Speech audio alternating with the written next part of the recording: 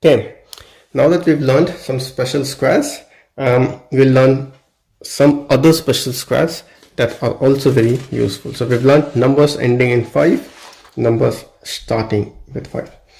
Now, 1 has a very special characteristics. Squares of ones. So by ones, I mean if you have 11 square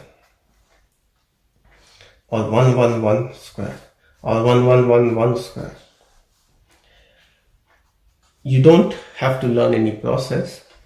In fact, it's so simple that we can just learn it here. So let's say you have 11111 square.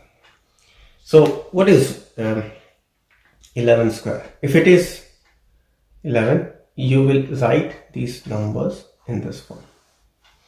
1, 2, 3. How many squares do you have? 1, 2, 3. How many ones do you have? 1, 2, 3. So you write 1, 2, 3 and then use 3 as a pivot and 1, 2, 1. Increase it till 3, decrease it till 1. 4 ones. 1, 2, 3, 4. Increase it till 4, decrease it till 1. That's your answer. Very, very interesting. 1, 2, 3, 4, 5. 1, 2, 3, 4, 5 ones. Then 4, 3, 2, 1. That's your answer. So if you have any special number like this, so what should we take now? 1, 1, 1, 1, 4, 5, 6 square.